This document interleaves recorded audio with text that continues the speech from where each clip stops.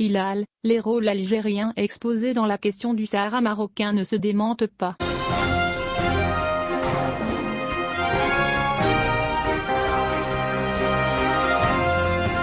Omar Hilal, ambassadeur et représentant permanent du Maroc auprès des Nations Unies à New York, a affirmé que le rôle flagrant de l'Algérie dans le conflit du Sahara marocain ne peut être nié. S'exprimant devant la 4e commission de l'Assemblée générale des Nations unies, Hilal a déclaré que la principale responsabilité de l'Algérie dans la création et la perpétuation du conflit régional sur le Sahara marocain se fonde à tous les niveaux: politique, diplomatique, militaire, juridique et humanitaire. Même si l'Algérie n'aime pas cela, ses actions et décisions scandaleuses sont indéniables. Il a mentionné, à cet égard, que l'Algérie a demandé, après la signature officielle de l'arrangement de Madrid, de bénéficier du statut de partie concernée et intéressée par le dossier du Sahara marocain. C'est ce qui ressort d'une lettre adressée par son représentant permanent au Conseil de sécurité, dans laquelle il précise que les parties concernées et intéressées par le dossier du Sahara occidental sont l'Algérie, le Maroc et la Mauritanie.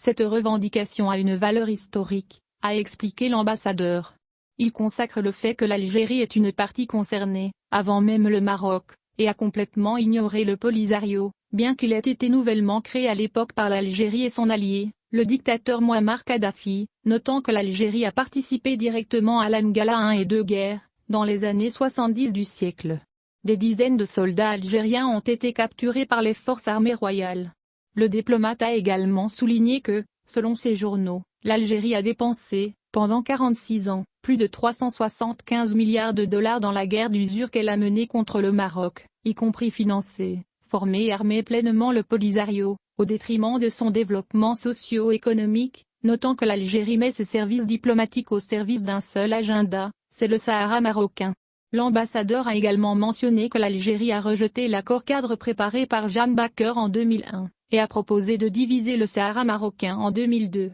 et a participé aux réunions de Manassé de 2009 à 2012, en plus de la participation de ses ministres des Affaires étrangères aux 2 tables rondes à Genève en 2018 et 2019. Il a ajouté que le Conseil de sécurité de l'ONU considère l'Algérie comme une partie, c'est pourquoi il l'a exhorté dans ses récentes résolutions, y compris la résolution 2602 publiée vendredi dernier, à participer aux tables rondes, et son nom a été mentionné 5 fois dans la résolution, ce qui est le même nombre de fois que le nom du Maroc a été mentionné. En revanche, il a souligné que l'Algérie, qui se dit attachée à sa souveraineté, qui est tout à fait légitime, se contredit lorsqu'elle cède une partie de son territoire, et donc, sa souveraineté, à un groupe séparatiste armé, le Polisario, en les camps de Tindouf. Le diplomate marocain a exprimé son regret que autant que le Maroc tend la main à l'Algérie pour le bien des 2 peuples frères et de la région du Maghreb, l'Algérie continue ses préjugés contre l'intégrité territoriale du royaume et cherche à lui nuire par tous les moyens.